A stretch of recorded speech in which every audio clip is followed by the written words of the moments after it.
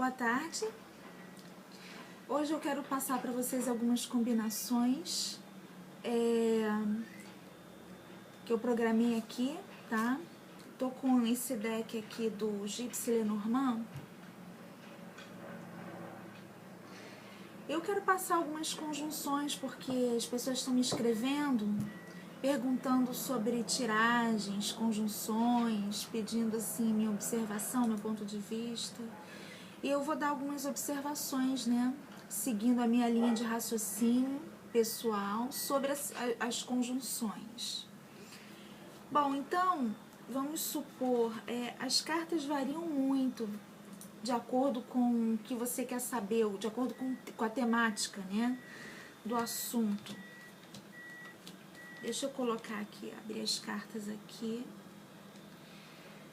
Vamos supor, deixa eu pegar esse urso aqui, porque o urso nas tiragens, ele é uma carta muito temida, né?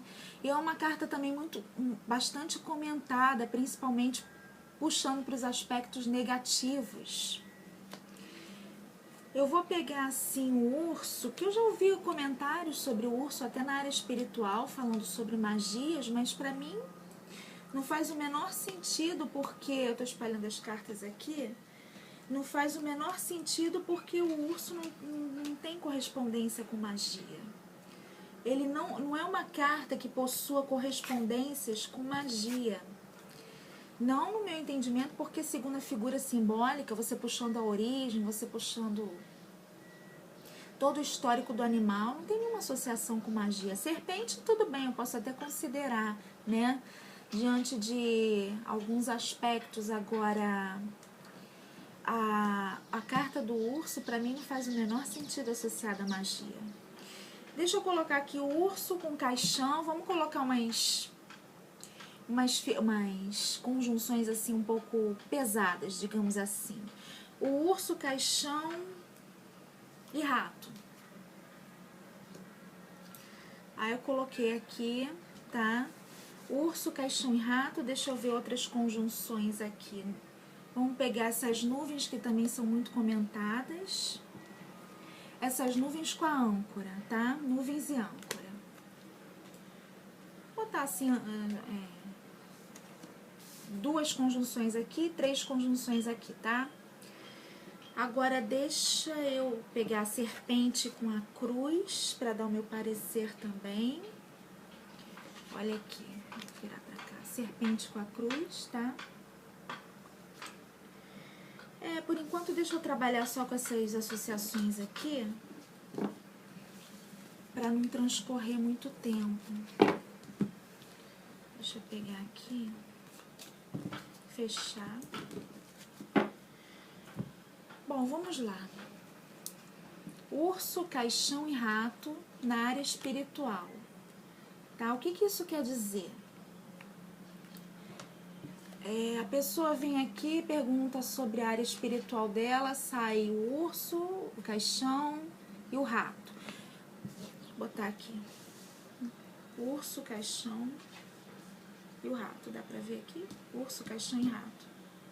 Bom, então a pessoa vem, pergunta sobre a espiritualidade dela e sai o urso, caixão e rato. Então o urso, pra mim, geralmente ele tem a ver com os mentores espirituais. Ou quando se tratar de mentores, né, do plano físico, tratam daquelas pessoas que têm a ver com aqueles sacerdotes que têm o encargo de liderança dentro da casa, né? E corresponde às pessoas que são responsáveis, né? Sacerdotes, padres, pastores, responsáveis por cuidar dos membros da casa, ou seja, do seu rebanho, né? Então, o urso, para mim, tem a ver com esses tipos de sacerdotes, seja do plano físico ou espiritual, né? Que puxa mais para essa área de incumbência, né? De tutela. Então, ele é o responsável, tá? Por cuidar dos membros da casa, das pessoas ali, tá? Sob a responsabilidade dele, né? Porque o urso é uma figura de respeito, uma figura de autoridade, é uma figura que você vê que ele não é do tipo que gosta de se submeter às ordens e autoridade de ninguém. Então, ele é o cabeça, é o chefe, né? É uma pessoa assim que não gosta de ser contrariado, não gosta de ter as ordens dele distorcidas, ele bate de frente, ele se confronta se ele vê alguma coisa errada, né? Se ele se sentir provocado, ele vai reagir, né? Como chefe da ordem religiosa, né? Colocando nesse ponto, se ele se sentir provocado, ele vai chamar a atenção daquele membro, né? Então, quando ele vem ao lado do caixão, para mim, nessa situação, né, representa aquele tipo de líder espiritual omisso, né? Ele tá omitindo muitas coisas aqui, né? Porque urso com caixão tem a ver com a hibernação do urso, né? Ah, sabe aquele urso que quando o urso tá no aspecto de hibernação, fica meio relaxado, adormecido, né? Porque o caixão, entrou no adormecimento. E o caixão tem a ver com omissão, né? E como esse líder aqui está muito omisso em relação às pessoas da casa, né? Ao rebanho dele, aí entra o rato aqui. O rato significa o quê? Significam os membros da casa, né? Que ele lidera, que fazem o que querem, né? Ficam muito à vontade. O rato tem a ver com maus hábitos de comportamento, tem a ver com aquelas pessoas assim que fazem as coisas com aversão, né? O rato tem fazem as coisas assim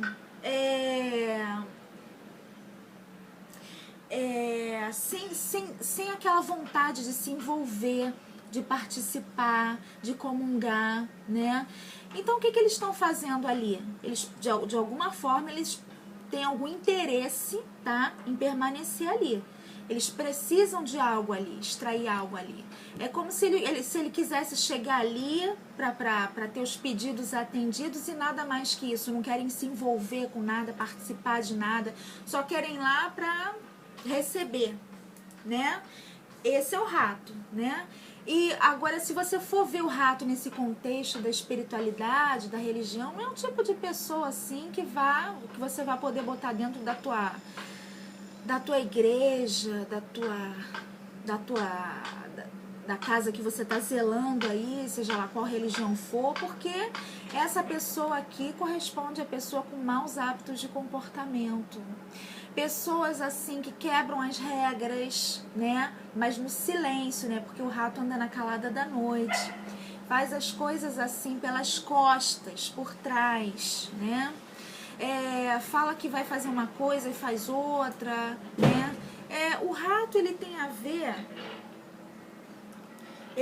com todo tipo de pessoa assim, que tem assim aversão às suas ideias, né? Aversão ao envolvimento com aquelas coisas ali que você tá, que estão diante dele, né? Na religião, porque eles podem representar sim aqueles espíritos da baixa esfera, mas quando não representam os espíritos de baixa esfera, ou seja, Quiumba, Egum, né? Como dizem por aí, quando eles não vêm representando esse tipo de espíritos e sim representando pessoas, então representam as pessoas exatamente com esse tipo de comportamento, independente de ter ou não algum espírito baixo, né, colado com elas, né, porque a pessoa também, isso aqui é o lado sombra da pessoa. O ser humano tem um lado sombra, né? Não é para você colocar assim a culpa, né, em Egum, a culpa em Quiumba, porque o ser humano também tem um lado negativo, né? Então não é tudo só espírito, não é tudo só espiritualidade, a gente tem a nossa natureza humana, né? Tem a nossa polaridade luz e a nossa polaridade sombra. Então você puxando para a polaridade sombra do ser humano, da pessoa, do indivíduo analisado no jogo, você vê o lado sombra dele aqui. Aqui é todo o lado sombra dele, as coisas que ele faz assim, por exemplo, ele está seguindo ali a doutrina da casa que fala para você fazer caridade, fala para você fazer o bem, tal, etc, etc. E ele não faz nada disso. Ele tem desvio de comportamento, porque quando alguém pisa no calo dele, ele vai lá e faz alguma coisa para revidar. Ele vai fazer alguma coisa para revidar, sim, independente da doutrina ali pregar para ele que ele tem que fazer caridade, que ele tem que perdoar e tal. Independente disso, ele vai agir na calada da noite, entre aspas, né, sem ninguém saber, né, no sapatinho, silenciosamente, sem comentar nada a ninguém, e vai armar lá as coisas dele, né, vai aprontar, né, que aqui é a polaridade sombra do ser humano, é o lado negativo. Então ele pode se desviar, como o rato tem desvio de comportamento, ele pode se desviar da casa dele, vamos supor, se desvia da casa de santo, se desvia da igreja, ou do padre, ou do pastor, e vai procurar outro líder religioso que faça esse tipo de coisa que ele está querendo, entendeu? Depois que ele consegue o que ele quer, ele volta para o zelador normal dele e continua lá como se nada tivesse acontecido, tá? Então você vê aqui o urso com caixão e rato, um líder omisso.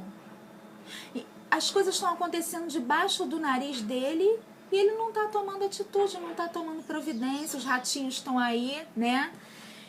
E você vê que há uma grande confusão, né, nesse meio de jogar a culpa para seres espirituais sem luz, quando na verdade as pessoas também se esquecem que o ser humano também não é fácil, né?